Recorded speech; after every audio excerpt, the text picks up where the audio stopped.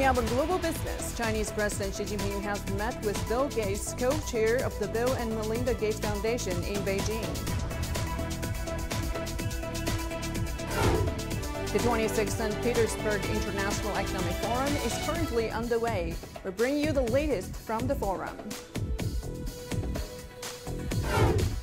A social networking platform, TikTok, will invest $12.2 million over the next 3 years to help over 120,000 small businesses in Southeast Asia.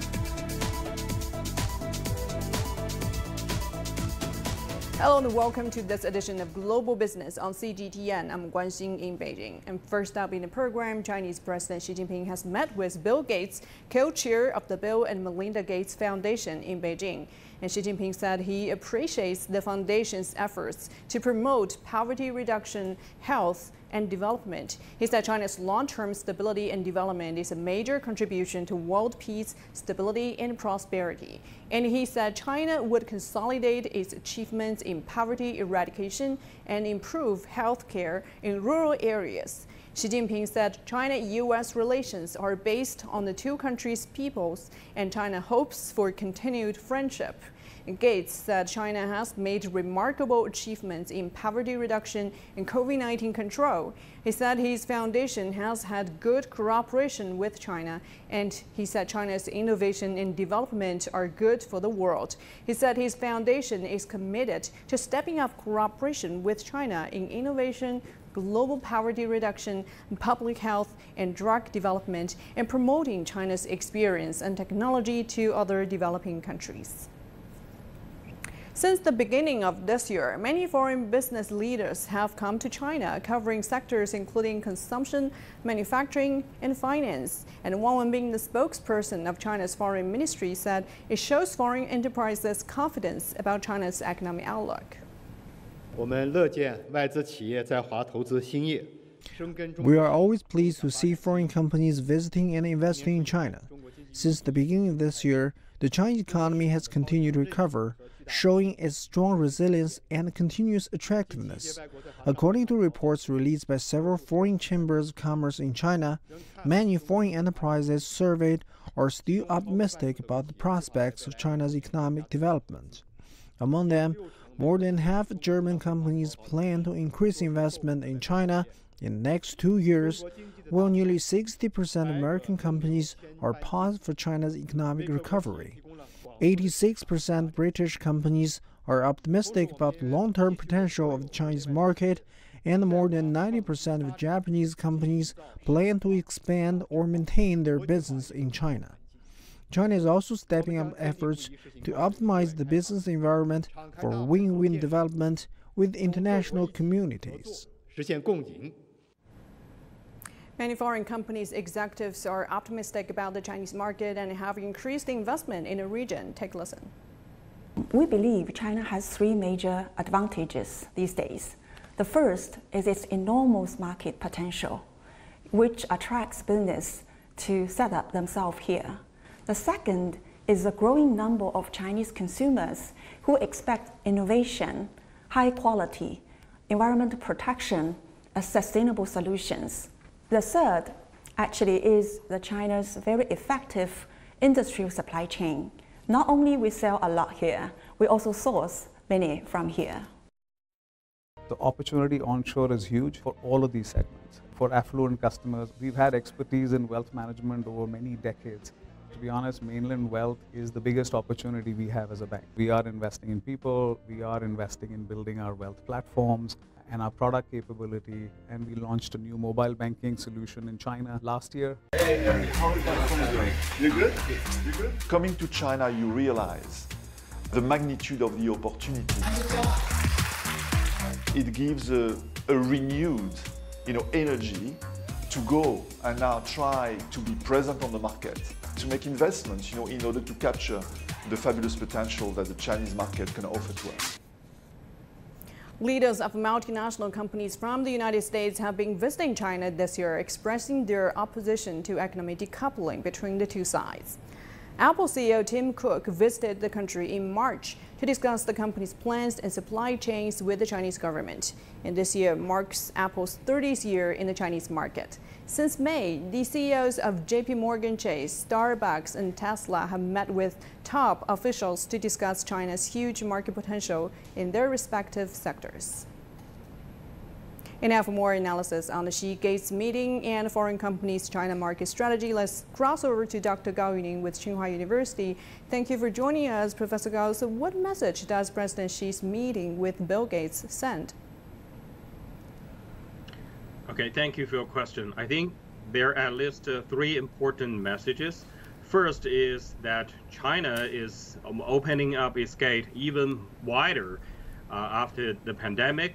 So during the recovery, this kind of new bilateral relationship, especially just as President Xi mentioned, the non-governmental exchange as the business leader, Bill Gates, who actually make his donation to the Global Health Drugs and Development Initiative Institute for $50 million. So that indicate that both sides are targeting for common goods after the pandemic. And especially, I think this kind of CEO visit to China also shows their long-term confidence in China's economy. You mentioned the recent flurry of foreign executives visiting China. What plans do you think they have for this market?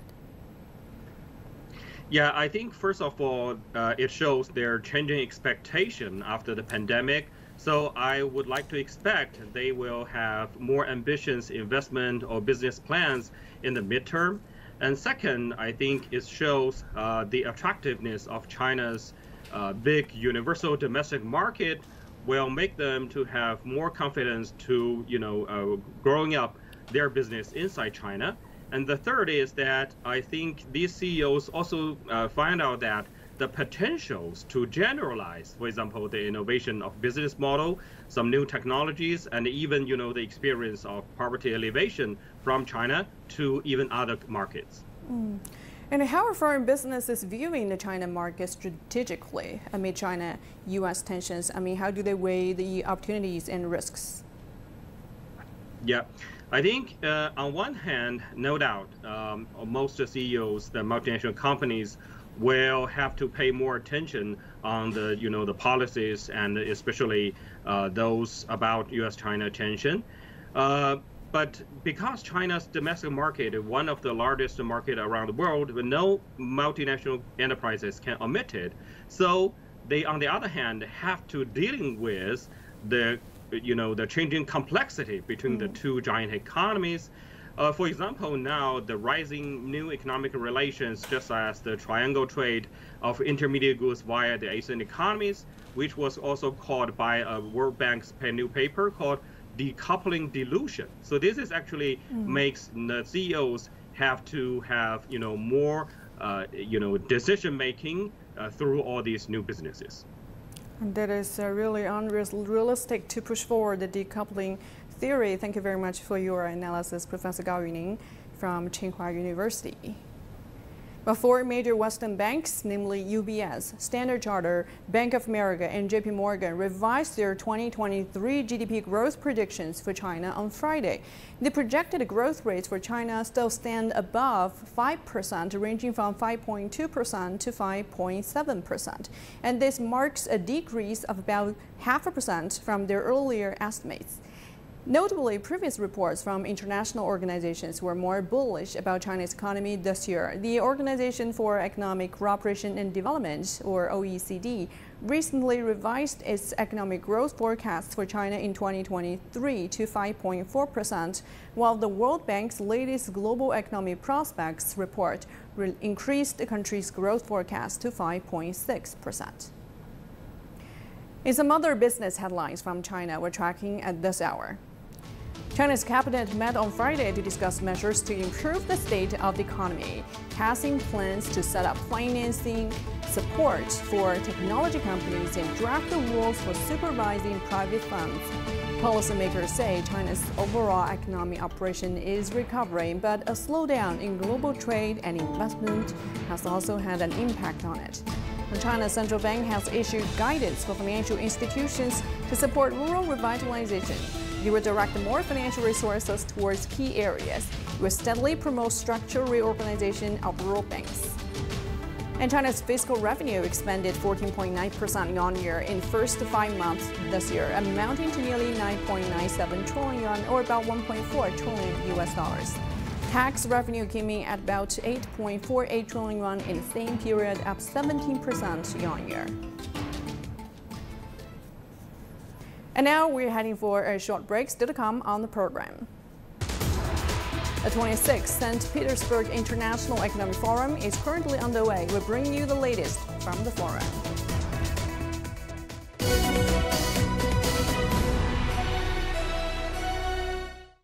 Escalating climate shocks in Asia, affecting the livelihoods of millions of people.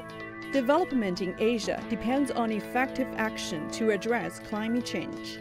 One of the important findings is that an efficient, globally coordinated transition to net zero is definitely in Asia's interest. China has made bold pledges to achieve net zero emissions. The country now accounts for 63% of clean energy investment in Asia, and it leads the world in a total number of electric vehicle sales.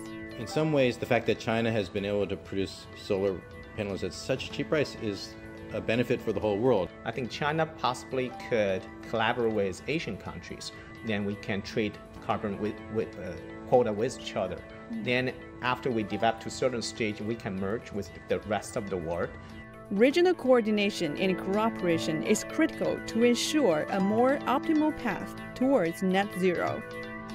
A developing Asia is joining China in its efforts to contain the climate threat. We need at least a regional collaboration to achieve the net zero goal. The earlier we can reach net zero, the greater the benefits and the lower the cost. Asia is at the crossroads in tackling climate change. As countries in the region ramp up efforts and policies to cut carbon emissions, the benefits of transitioning to net zero, from averted climate damages to wide-ranging economic implications, will shed light on the global journey to a greener future.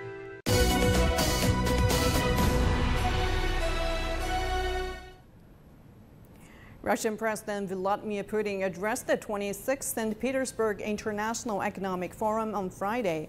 He said foreign enterprises are welcome if they want to return to the Russian market. Be that as it may, I can tell you that should foreign producers desire to get back to our market, and such talks are becoming increasingly numerous, we are not closing the door. The door is still open. We are not afraid of competition, because competition, as is well known, is the driver of progress, and we will create a good environment for them in Russia. But the peculiarities of conduct of some of these partners, this is something we are going to keep in mind in future. And of course, we are going to prioritize the interests of Russian business. Incidentally, those who stayed and who are working and who want to continue working in Russia, well, we treat them as Russian producers, and we will treat them as our own. And my colleague Zheng Junfeng is in St. Petersburg listening to Mr. Putin's speech. Hi there, Junfeng. Take it away. Hello, Guanxin. As you're speaking, actually, President Putin is still going on with his speech. Now it's running over 114 minutes now. We've been listening to his speech quite carefully. His speech covers a lot of areas, and I think people can learn a lot from his speech. First of all, a key message is that he expects the Russian economy to grow by 1 to 1.5, even 2% in year 2023. That would put the Russian economy among the world's top 6. And another key message we are getting here is that Russia is going to export $590 billion of goods, actually was last year, and among that Russia is gaining and trade actually benefits of $20 billion US. That make Russia as economy, I mean, have to say, a bit of a success, and that will continue to sustain its domestic circulation.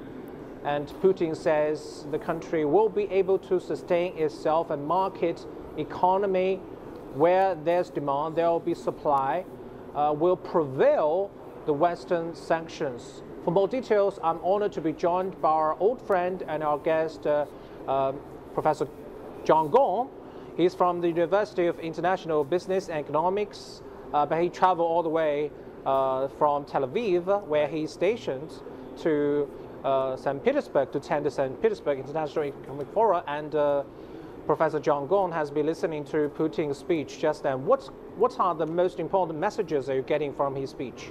Well, I was in the audience for about an hour, and I think it's a very pro-business, pro-growth kind of a speech. He talks into great details about the policy measures he would recommend to the Russian legislature to pass and to be introduced to the business community. Very detailed messages, things about annual inspection, about foreign exchange regulation, all these very detailed messages. So I think it's essentially he's trying to deliver a message that Russia is doing okay. Russia economy is growing fine. I think in addition to the GDP figures we've been talking about, he also mentioned, for example, the unemployment rate is below 3%. Now, 3% to economists means full employment. He also talks about inflation, for example. Inflation is also less than 3%.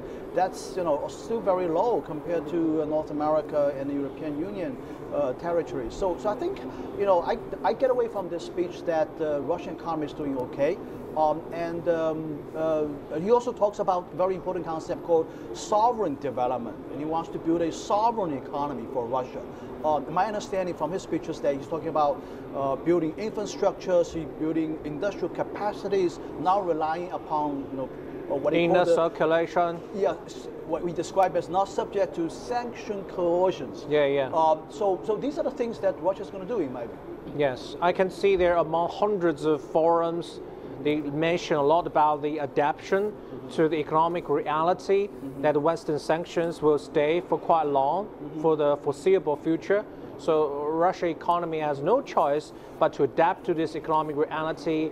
And Putin mentioned that last year over 90,000 Russian local brands have been established, to replace those Western companies which have left Russia because of the sanctions, very strict sanctions. It means that the huge void left by Western companies needs to be filled, whether by domestic entities or international entities other from the Western world, such as Asia, Latin America, Africa, right? I think it's safe to conclude that the set of sanctions introduced by the collective West has been a failure so far. It hasn't really slowed down Russia's economic development. A little bit last year, though. A little bit last year, but I think in the grand scheme of things, these sanctions haven't been very successful. I think due to two reasons. One is Russia's very unique situation. It's what's called a fortress economy. It has a lot of resources. It's very much self-reliant. And I think secondly, and I think more importantly, is that the set of countries that have been taking a neutrality position, that's actually the world's majority. A lot of countries like China, India, Turkey, he mentioned, and also most of the developing countries, they have been taking a neutrality position, and as a result, they've been keeping normal trade relationships with Russia. Or even improve that trade with Russia. Putin mentioned that some countries used to have like double-digit growth. Now they grow it by multiple times. Exactly. So I think you also mentioned Russia has introduced these tools, these soft infrastructure tools to support this trading relationship that bypasses the sort of Western-dominated infrastructure for trading. And I think that's also something contributing grossly to Russia's economic achievements so far. In which areas do you think China can enhance economic relationship with Russia, benefits both sides, win-wins? I think mostly, China stands to benefit from a void vacated by Western companies. The automobile industry, as we discussed just a minute ago, is a very good example. It used to be dominated by the Western companies, Japanese companies, Hyundai, South Korean companies. Yeah, but now almost 50% of the market is taken by Chinese companies, and I think I've read that I've seen some Chinese cars on the road. Russians love Chinese cars. Actually, they're reliable. They are not as expensive as these Western imports, and I think it's also more politically reliable from Russia's perspective, right? So I think the relationship between China and Russia in the economic area definitely works both ways for the two countries. Yeah, very interesting. I mean, for me, to my understanding, as long as Russia keeps producing an energy, oil and gas, and food, I mean, Putin mentioned Russia remains the largest wheat producer and exporter to the world. I mean, those African countries need a lot of food, right? I mean, Russia could definitely sustain in his speech, he mentioned he's very proud of the achievements in sectors other than the agriculture and commodity markets. He said that 1/3 of Russia's exports is actually coming from manufactured products. So I think non-energy products, non-agricultural products. I think in his speech he emphasized the imperative to build up manufacturing, to build up a industrial capacity, as he described, in order to survive these sanctions. Yeah, very interesting. As we speak, President Putin has just wrapped up his speech. Now, coming up next on the forum of St. Petersburg will be the Libya president to speak on the forum, and we'll keep you updated. Nigeria president. Nigeria president. To speak on the forum, and it's very interesting. Tomorrow will be the last day of the St. Petersburg International Economic Forum. We'll bring the latest. Back to you, Guanxing. Well, thank you for all that information. Indeed, I think Russia's economy's resilience is unexpected to many. Well, we're now heading for a short break. You're watching Global Business.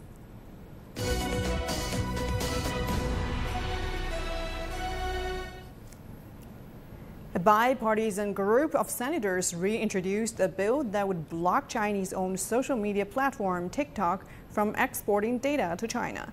The Protecting Americans' Data from Foreign Surveillance Act of 2023, first introduced in 2022, will include several updates, such as directing the Commerce Secretary and other agencies to identify categories of personal data that, if exported, could harm U.S. national security. The Commerce Secretary will also be asked to compile a list of low-risk countries where data can be shared without restrictions and a separate list of high-risk countries where exports of sensitive data will be blocked. TikTok's chief executive officer Shou Zi said on Thursday that the company will invest over $12.2 million over the next 3 years to help small businesses in Southeast Asia. The company recently brought together creators, entrepreneurs, and public sector stakeholders in Jakarta for the Southeast Asia Impact Forum. And our Sakila Aluwalia reports from Jakarta. TikTok is changing the digital game in Southeast Asia. This is Nina. She posted her first video on TikTok in April 2020. What started out as a hobby has turned into a thriving business. In just 1 year, she was able to amass more than 1 million followers. I say TikTok is really the great community amplifier as a platform. Like, if you want growth, then you go on TikTok.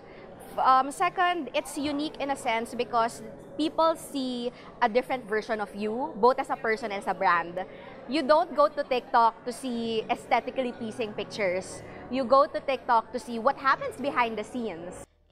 And Nina is not the only one. Millions of creators are experiencing what is now called as the TikTok effect, a phenomenon that was discussed at the Southeast Asia Impact Forum. TikTok CEO Shou Chu signed several MOUs to mark the establishment of the $12.2 million grant. It's aimed at helping entrepreneurs, small businesses, and youth in Southeast Asia to grow and thrive on TikTok.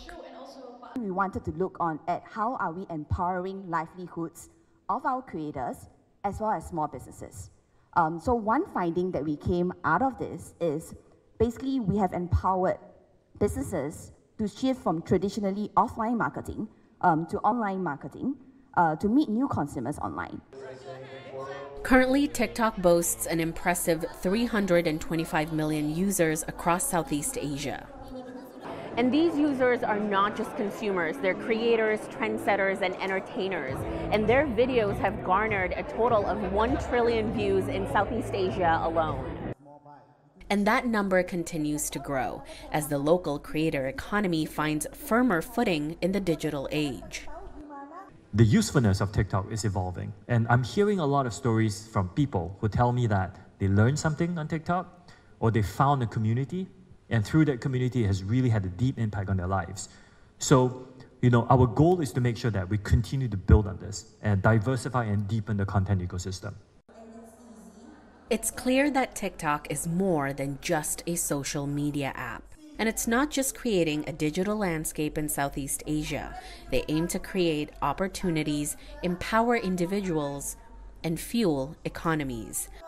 Sulkina Aluwalia, CGTN, Jakarta. A day after the Federal Reserve pressed the pause on hiking its key interest rate, economists turn to pausing the latest retail sales numbers for May for signs on how consumers are holding up. Karina Michelle has the details. Shop till you drop? Maybe not, but U.S. consumers are still spending despite higher costs, keeping the economy chugging along, at least for now. The Commerce Department reported retail sales for May came in better than expected. That is, consumers continue to be more thoughtful about where and how they choose to spend their disposable income. The headline numbers saw a gain of 0.3% month over month. The estimate was for a loss of 0.1%, based on a Reuters poll of economists. It is the second month of gains after retail sales tumbled in February and March. Looking at specific sectors, sales at auto dealers climbed 1.4% for the month. Sales at food and beverage places rose by 0.4%. Building material and garden equipment sales rose 2.2%, perhaps due to an increase in home renovations for the summer season. Furniture sales also up by 0.4%, and electronics and appliances up 0.2%, while gasoline sales dropped 2.6%, reflecting a drop in gas prices in May. Of course, it all comes on the back of the latest government data out earlier this week that showed consumer prices are continuing to moderate, rising by just 0.1% from April to May. And while the data shows consumers still willing to spend, some are doing so by borrowing and running up credit card debt. As of the end of May, U.S. consumers owed nearly $1 trillion on charge cards and other types of loans. That's a record amount, according to the Federal Reserve. Karina Mitchell, CGTN, New York. And that will do it for this edition of Global Business here on CGTN. The Point with Liu Xin is coming up next. Stay tuned.